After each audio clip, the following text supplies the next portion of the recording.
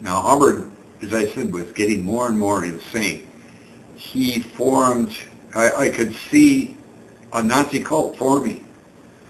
He formed his Sea Org, which is an SS group, flat out.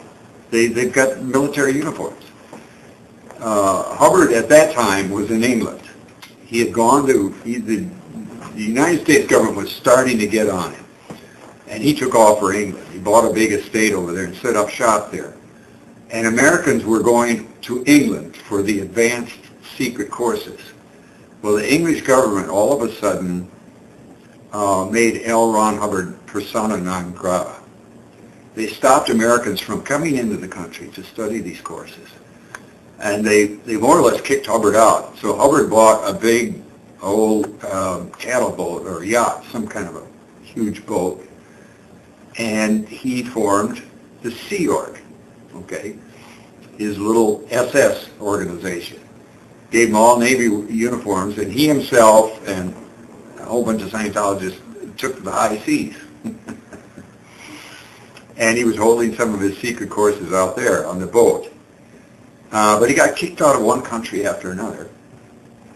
And then eventually he came back to the United States and was pretty much in hiding all the time after that he was in the United States. This is when he landed at Clearwater. Right.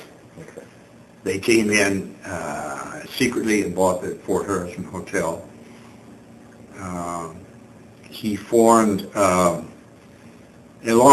with this all the time, along with his SS group, he formed his own little Gestapo, which was then called the Guardian's Office. It's after his wife and 12 others were sent to prison, he changed the name from the Guardian's Office to the OSA, or Office of Special Affairs.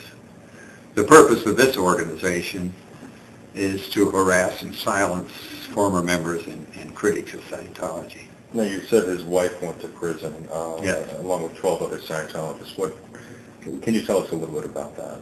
What was that about? Well, the government agencies, the IRS, the Department of Justice, the FBI, these government agencies were gathering more and more information on Hubbard and Scientology, and it became clear that they were going to make a move on and arrest him at some point.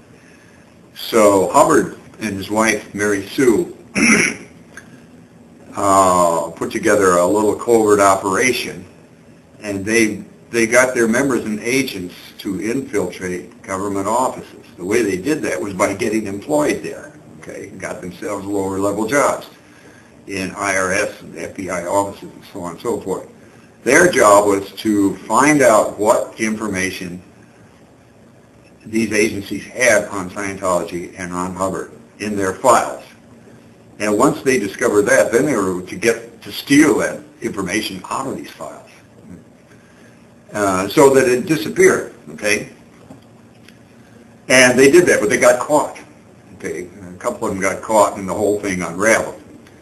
And subsequently, Mary Sue Hubbard and 11 or 12 other Scientologists went to prison.